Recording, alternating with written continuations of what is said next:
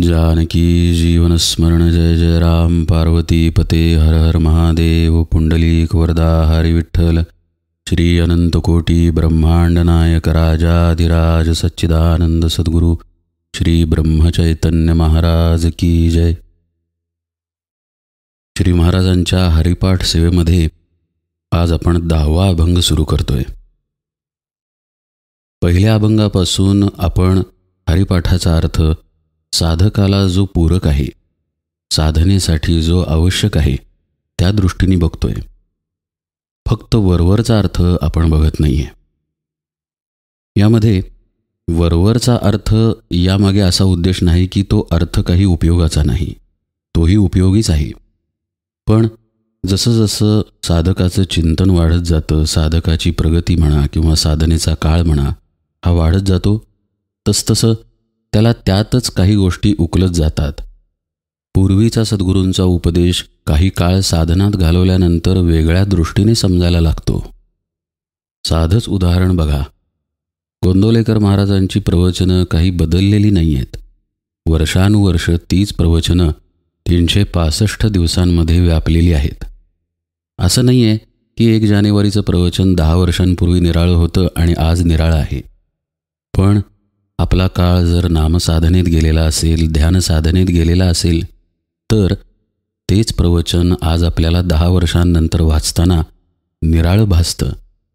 त्यातून दरवेळी आपल्याला काही ना काही नवीन मिळत जातं आणि हेच संत वाङ्मयाचं वैशिष्ट्य आहे आणि तेच हरिपाठालाही लागू आहे। म्हणूनच आपण हरिपाठाचा साधनेच्या दृष्टीने अर्थ बघतोय। त्यामुळे माझी तुम्हा सर्वांना विनंती आहे की तुम्ही पहिल्या अभंगापासून जर निरूपणे ऐकली तर तुम्हाला निरूपणांमध्ये संगती लक्षात येईल। आता हाच 10वा अभंग बघा। त्याची सुरुवात माऊली करतात, त्रिवेणी संगमी नाना तीर्थे भ्रमी, चित्त नाही नामी तरी ते व्यर्थ। म्हणजे त्रिवेणी संगमावरती पुष्कळ तीर्थांमध्ये भ्रमण चाललेलं आहे आणि लक्ष नामामध्ये नाही आहे, म्हणून हे सगळं वाया आहे असा पटकन अर्थ समोर येतो। पण तो तसा नाही आहे। तो तसा अर्थ नाही आहे हे लक्षात येण्यासाठी आधीच्या 9 अभंगांचं निरूपण ऐकायला पाहिजे। मागच्याच 9व्या अभंगात बघा, आपण बघितलं की साधक कसं बाह्यदृष्टीनेच साधन करत असतो। विष्णू विण त्याचा जप सुरू असतो। इकडे जप चाललाय आणि त्याचं चित्त आणि मन दुसरीकडेच आहे। मीच भगवंत आहे या जाणीवेने हे नामस्मरण होतच नाही। त्याचा परिणाम कशाकशामध्ये होतो हेही आपण बघितलं आणि साधक कसा सगुण अवस्थेला पोहोचतो किंवा तो तसा पोहोचणं हे अपेक्षित आहे हेही आपण बघितलं। माऊली जेव्हा म्हणतात नामपाठ मौन प्रपंचाचे, त्यावेळी ती मौनावस्था कशी उन्मनीपशीच आहे हेही आपण बघितलं। त्यामुळे तिथे हा प्रश्न उपस्थित झाला की आपली ही अवस्था का येत नाही किंवा आपलं नाम विष्णूविण का होतं। त्याच्या उत्तरादाखल पुढचा अभंग माऊलींचा येतो, ज्यात ते म्हणतात त्रिवेणी संगमी नाना तीर्थे भ्रमी। आता गंमत अशी आहे, यातल्या पहिल्या शब्दाचा अर्थ कळण्यासाठी हरिपाठातल्या पहिल्या अभंगाचं निरूपण नीट ऐकलं पाहिजे। त्रिवेणी संगम म्हणजे आपलं भ्रूमध्यस्थान आहे। कसं बुवा? कारण तिथे इडा, पिंगला आणि सुषुम्ना या तिन्ही नाड्यांचा संगम आहे। वरच्या निरूपणात मी बोललोही आहे की या स्थानाला प्रयाग असंही म्हणतात आणि प्रयागचा अर्थ संगम असाच होतो। त्रिवेणी संगम म्हणजे 3 गोष्टींचा जिथे संगम आहे असं स्थान, आणि आपलं भ्रूमध्यस्थान हेच त्रिवेणी संगम आहे। त्यालाच त्रिकूट अशीही संज्ञा आहे। माऊली या अभंगाची सुरुवात करताना त्रिवेणी संगमी या शब्दानं करतात। त्रिवेणी संगम असा शब्द नाही आहे। पुन्हा कालचं निरूपण आठवा, त्यात रामकृष्णी असा शब्द होता, म्हणजे ई प्रत्यय होता। रामकृष्णी म्हणजे रामकृष्णामध्ये, तसंच त्रिवेणी संगमी म्हणजे संगमामध्ये। माऊली हे स्पष्ट सांगतायत की संगमामध्ये साधनेचं गूढ आहे, साधनेचं गुपित आहे किंवा साधनेची सुरुवात आहे। साधना करताना मग ती नामसाधना असो नाहीतर ध्यानसाधना असो, ही साधना करताना मी तो परमात्म स्वरूप आहे हा बोध ठेवून ती साधना करणं हे अत्यंत महत्त्वाचं आहे. आणि हेच गुज आहे हेही वरच्या एका अभंगाच्या निरूपणामध्ये आलं होतं. जेव्हा साधक साधनेसाठी नामस्मरणासाठी डोळे मिटतो तेव्हा त्याची भरकट जी सुरू होते ती शांत करण्यासाठी एक ठिकाण त्याला लागते. असं पहा, आपण होडीमध्ये बसलेलो आहे. होडीमध्ये वल्हे असते ज्याने आपण पाणी मागं ढकलतो, पण त्याचं पुढचं पातं पाण्यामध्ये जरी फिरत असलं तरी ज्या स्थळी ते होडीला टेकलेलं असतं वल्ह, त्या ठिकाणी ते स्थिर असतं, पण फिरतही असतं. तिथे एक प्रकारची कडी असते ज्यात ते वल्ह अडकवलेलं असतं. ते स्थान ढळू दिलं जात नाही. त्या स्थानापाशी वल्ह पक्क ठेवून नावाडी वल्ह फिरवतो आणि होडी पुढे जाते. ज्यावेळी मंथुनी नवनीता तैसे घे अनंता वाया व्यर्थ कथा सांडी मार्गू हा विषय आपण वरती बघितला, त्यावेळी आपल्या आत होणारी घुसळण हा विषय विस्तृत आलेला आहे. ही जी घुसळण आहे त्यात भ्रूमध्यस्थान खूप महत्त्वाची भूमिका बजावतं. माऊली पहिल्या अभंगातही म्हणतात, देवाची ये द्वारी उभा क्षणभरी. त्यावेळीही हा विषय आला की भ्रूमध्यस्थानातून साधक कसा आत शिरतो, आत म्हणजे आपल्या अंतरात शिरतो आणि देवाच्या द्वारामध्ये उभा राहतो, जिथे त्याला परमात्म स्वरूपाची जाणीवही आहे आणि आपल्या देहाचं भानही आहे. असो, माऊली इथं सांगतायत त्रिवेणी संगमी, पण लगेच पुढे म्हणतात नाना तीर्थे भ्रमी. म्हणजे पूर्वी जे सांगितलं त्याच्या अनुषंगानं माऊली पुढे सांगायला सुरू करतात हे उघडच आहे.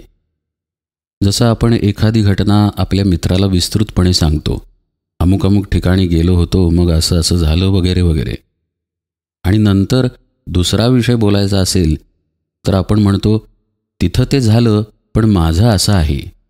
म्हणजे त्या मागे सांगितलेल्या घटनेचा उल्लेख फक्त एका शब्दात आपण करतो आणि पुढची घटना सांगायला लागतो. माऊली इथं तेच करतायत. मागं ते आपल्याला म्हणाले की विष्णुवीण जप कसा आहे आणि आपण कसे द्वैतामध्ये असल्याने करंटेच आहोत. पण त्याचा विषय पुढे नेताना माऊली तो जो विष्णुवीण जप आहे तो विष्णू सहित होण्यासाठी कुठे लक्ष द्यायला पाहिजे याचा उल्लेख त्रिवेणी संगमी या एका शब्दात करतात. भगवंत आपल्या अंतरातच आहे हे आपण सुरुवातीपासून पाहत आलेलो आहे आणि हेही बघत आलेलो आहे की या अंतरात असलेल्या भगवंताचा मार्ग आपल्याला सद्गुरू सांगतात. म्हणजे दोन गोष्टी इथं पक्क्या झाल्या. आपलं ध्येय काय आहे ते म्हणजे आत्मस्वरूप, आणि आपल्याला ते सांगणार कोण आहे म्हणजे आपले सद्गुरू. आता जर माझी भरकट होत असेल किंवा माझ्यामध्ये भ्रम निर्माण होत असेल तर या दोन्हीपैकी एका गोष्टीत माझी गडबड होतीये हे नक्की. असं बघा, आपण समजा एका मुक्कामाला चाललेलो आहे. आता त्या ठिकाणी पोहोचण्यासाठी मला नक्षा उपयोगी आहे. मी नक्षा हातात धरला आणि त्या मुक्कामाकडे चालायला लागलो. पण मध्येच मी नक्षा बदलला तर त्या मुक्कामापर्यंत पोहोचेन का? तर नाही. म्हणजे मुक्कामाचे ठिकाण इथे स्थिर आहे, जसा आपला आत्मा स्थिर आहे. आत्मा कुठेच जाणार नाही. पण माझा मार्ग बदलू शकतो किंवा तिथे भ्रम निर्माण होऊ शकतो जर मी माझा नकाशा बदलला तर. माऊली हाच विषय पुढे मांडतायत की त्रिवेणी संगमी, मागे जे बोललो ते त्रिवेणी संगमामध्ये स्थिर राहिलं तर होईल. पण मनुष्य काय करतो? नाना तीर्थे भ्रमी. हे न करता त्याची भरकट तो सुरू ठेवतो. म्हणजे मला एका गुरूंकडून उपदेश मिळाला. त्यांनी मला साधनाही सांगितली की शांत बस, लक्ष दे, नाम घे, ध्यान कर, प्रेम आण, भक्ती भाव यांनी ओतप्रोत भरून ये आणि मग अशा प्रेमाने भगवंताला आळव.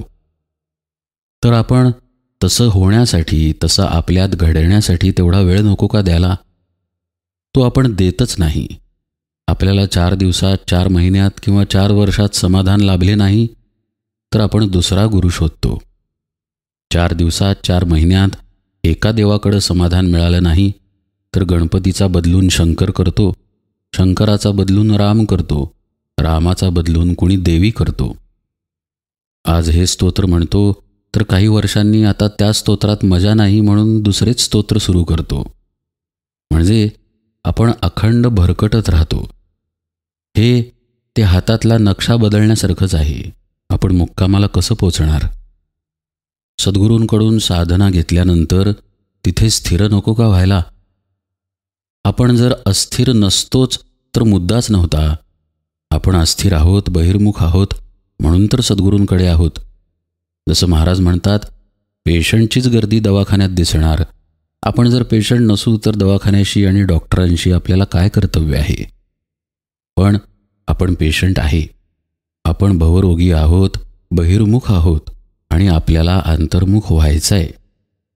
आता यासाठीच तर आपण आलोय ना सद्गुरूंकडे. पण आपण त्याला आपल्याकडून पुरेसा वेळ देतच नाही आणि ते सद्गुरू सोडून दुसरीकडे पळतो. एक भगवंताची उपासना सोडून दुसरी उपासना धरायला लागतो.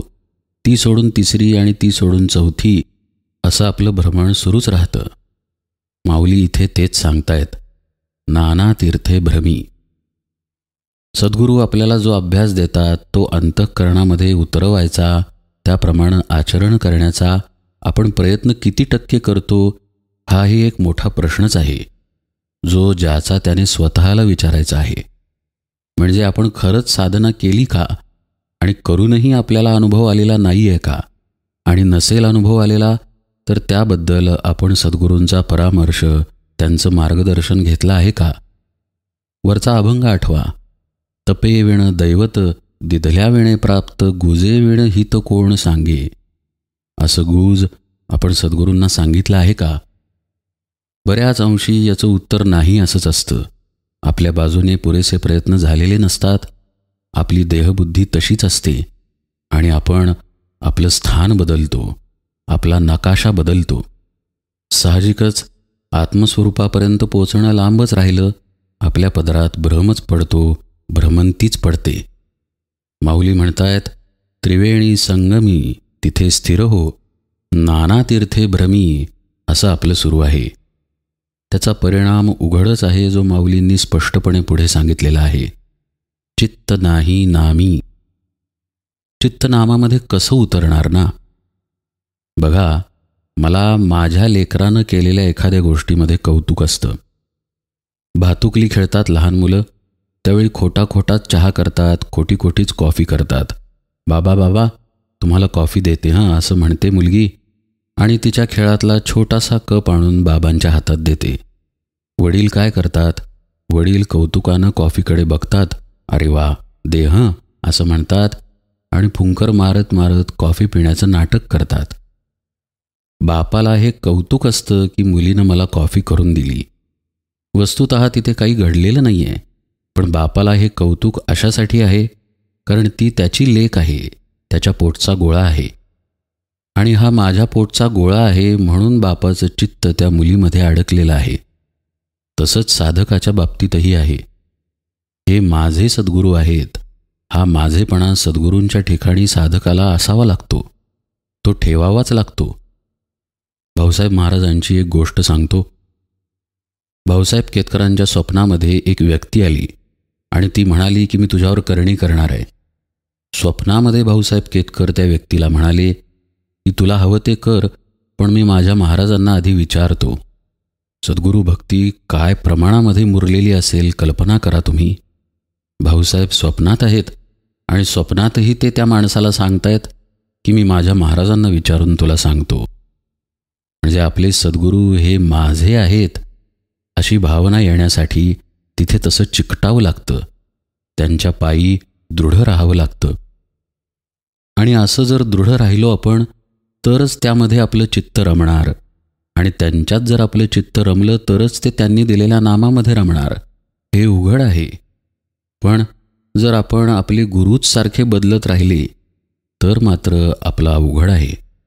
आपल्या चित्ताला ना स्थिरता येईल ना त्या चित्तामध्ये नाम ठसेल. आणि असंच साधकाचं होतं. माऊली सांगतायत, चित्त नाही नामी तरी ते व्यर्थ. साहजिकच आहे. मग असा जर तो असेल ज्याचं चित्त नामामध्ये नाहीच आहे, कारण तोच मुळात अस्थिर आहे, नाना तीर्थे भ्रमी असं करतोय, तर तो जे जे काही करेल ते व्यर्थच आहे. व्यर्थ आहे याचा अर्थ नीट लक्षात घ्या. व्यर्थ ही संज्ञा आपल्या ध्येयाच्या दृष्टीनं इथं माऊलींनी वापरलेली आहे. म्हणजे आत्मप्रचिती व्यतिरिक्त जे जे काही मिळेल ते व्यर्थच आहे असं माऊली सांगतायत. एखाद्या उपासनेने कुठली तरी प्राप्ती होऊ शकते. काही जणांना सिद्धी प्राप्त होते, काही जणांचं प्रापंचिक काम मार्गी लागतं, काहींच्या काही व्याधीही बऱ्या होतात.